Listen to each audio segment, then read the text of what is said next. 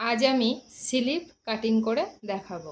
Sleeve cutting করতে গেলে সবার প্রথমে ফেব্রিকটি ডবল ভাঁজ করে নিতে হবে। এই একটা ফোল্ড, এই একটা ফোল্ড, কারণ দুটো হাতা হবে, তার জন্য 4 ভাঁজে ভাঁজ করে নিতে হবে। এরপর সবার প্রথমে আমি লেন্থটি নিয়ে নেব। এখানে আমি টোটাল 14 ইঞ্চ নিলাম। 14 ইঞ্চটা আমার পুরো হাতের মাপ, আর 1 ইঞ্চ এক্সট্রা নিলাম যেটা আমার সেলাইয়ের জন্য লাগবে।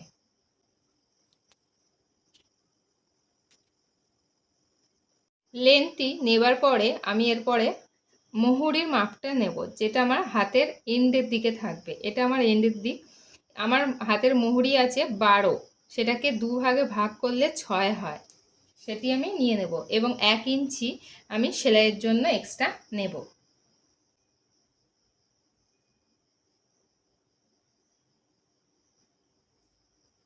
এরপর এই ওপরের থেকে আমি 3 ইঞ্চি ডাউন করব।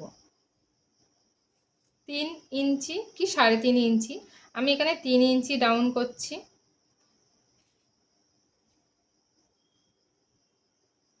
3 ইঞ্চি ডাউন করার পর আমি এটি সোজা একটা লম্বা দাগ দিয়ে নেব।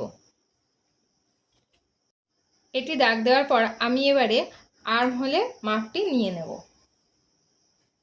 আর্মহোলের মাপটি আমি একটি কামিজ থেকেই নিয়ে দেখিয়ে দিচ্ছি। এটা একটা কামিজ যের কাটিং করা আছে, এখান থেকে আমি আর্মহোলটি মাপ নেওয়া দেখাচ্ছি। এই সবার প্রথমে যেখানে হাতা, এখান থেকে ধরে গোল করে মাপ নিয়ে দেখতে হবে। আমার আছে এখানে 9 ইঞ্চ থেকে 1 সুত কম আছে, 9 ইঞ্চ থেকে 1 সুত কম আছে, এবং এটা আমার এক্সট্রা কাপড় আছে। মেন হচ্ছে 9 ইঞ্চ থেকে 1 সুত কম আছে।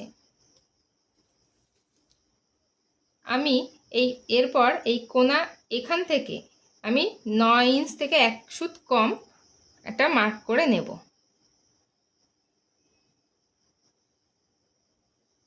এই যে লাইনটি দিলাম 3 ইঞ্চি নিচে, এইখান থেকে এইখানে আমার এই মাপটি নিতে হবে। ঠিক এখানটায় পড়ছে, এবং এক্সট্রা যেটা আছে ওখানে আমি 3 ইঞ্চি আমার কাপড়ে বেশি আছে, আমার এখানে এক্সট্রা আমি যতটা আছে আমি রেখে দিলাম। এরপর এই উপরের থেকে আমি 2.5 ইঞ্চি ভিতরে একটা দাগ নিয়ে নিচ্ছি, এবং এরপর এই 2.5 ইঞ্চি যে দাগ দিলাম এখান থেকে আমি একটা রাউন্ড শেপ দিয়ে হাতাটা তৈরি করে নিচ্ছি।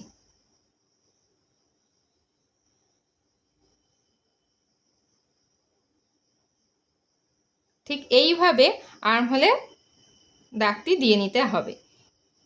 এটা হচ্ছে পেছন পিঠ। সামন পিঠের দাগ দিতে গেলে আরও 1 সুত নিচে আমার একটি দাগ দিয়ে নিতে হবে।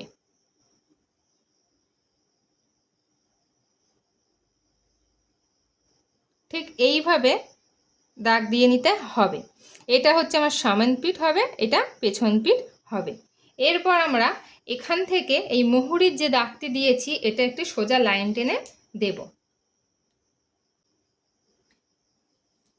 এই নিচে এসে মুহুরির দিকে নিচে এসে আমি এই দাগটি একটু সোজা করে দিয়ে নেব। এরপর আমি কাটিং করে নেব।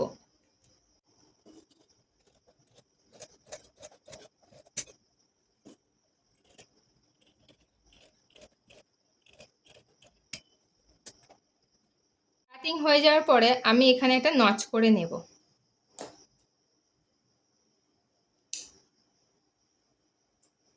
এখানে একটা মার্ক করে নিচ্ছি।